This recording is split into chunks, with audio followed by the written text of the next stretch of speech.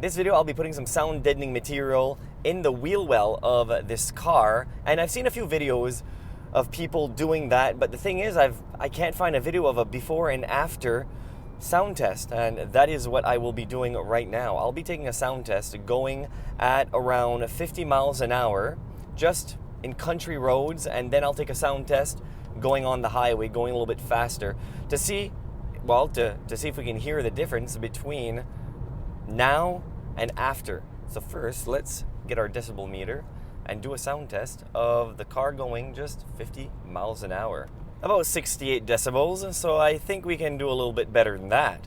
Now, let's go a little bit faster to see if it makes a difference if you're on the highway. So going at 60 miles an hour, which is 100 kilometers an hour, I got between 72 and 73 decibels of noise inside the cabin. So let's go back home and install some sound deadening material and see if it actually makes a difference. See if it works. All right, so it's time to pop this wheel off and see what we can do for sound deadening inside the wheel well. Now, this video is sponsored by Canopus. It is a US-made sound deadening material, and this stuff is high quality. It's not like your cheap Amazon basics. It's a butyl sound deadening material, which means it's not asphalt based, which means it doesn't smell. And this thing is heavy. Like, this box is not that big, and it's very flexible.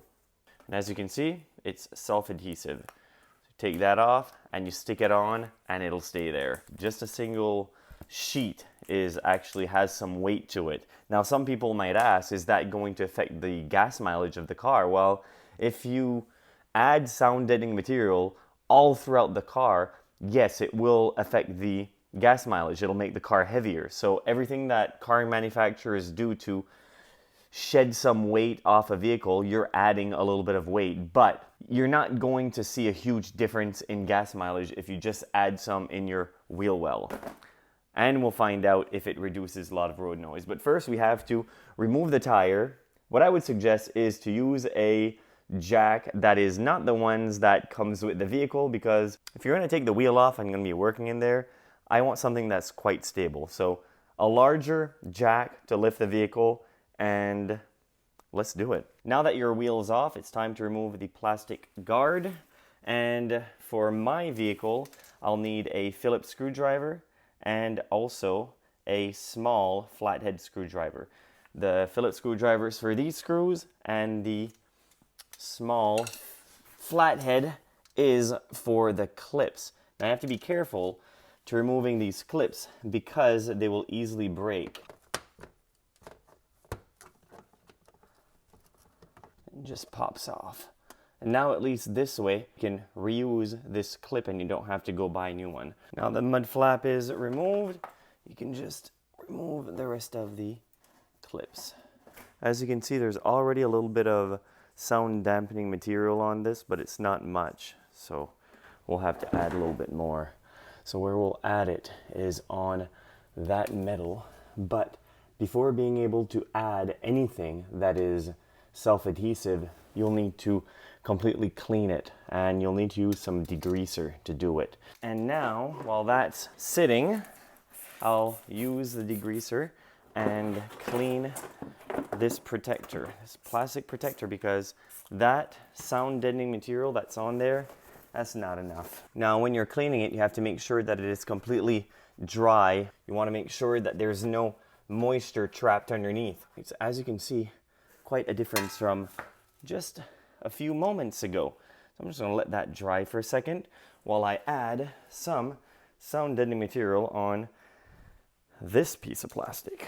So the reason why you want to add sound deadening material on this guard also, and not just on the metal, is because the guard goes over all of the parts that you won't be putting any sound deadening material on. I can't go ahead and clean this because there's some material already, some rubberized spray that was sprayed by the manufacturer that's already caked in. You can't go and remove that.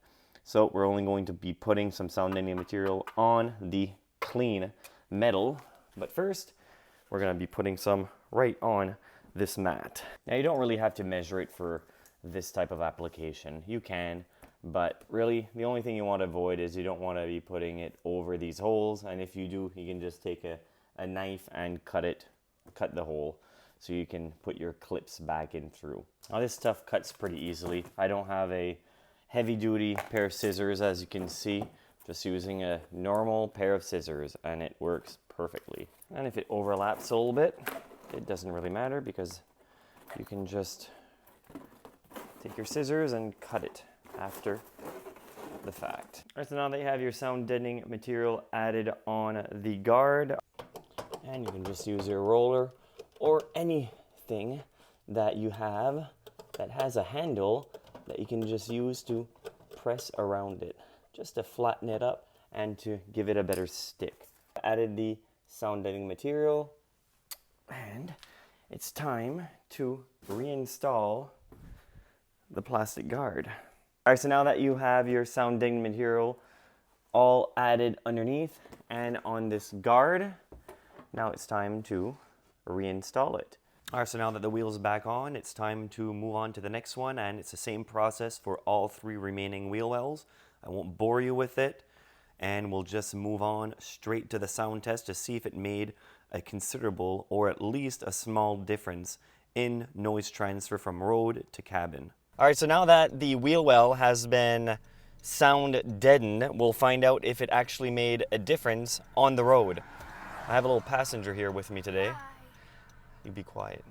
The first test will be going 50 miles an hour. No, yes, which is 80 kilometers an hour.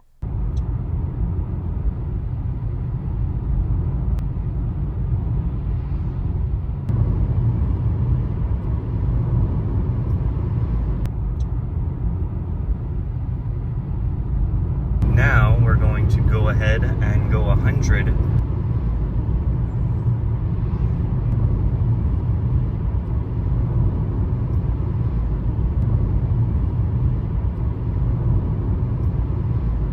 So there you have it, a couple of decibel, between 1 and 2 decibel difference, which is I'm actually quite surprised because it's not that much sound deadening material. And if you have already a luxury car, most likely there is already sound deadening material where I applied some. But if you have an older car or just a cheaper compact car, they usually don't have much for sound deadening at all. Now, if you want to know other spots to add the sound deadening material where it actually matters, watch the next video, and that will tell you where to add it and also where to avoid adding some, because it makes absolutely almost no difference at all. It's a waste of time and money, and that video will let you know where to install it and where not to. Thank you very much for watching. Until next time.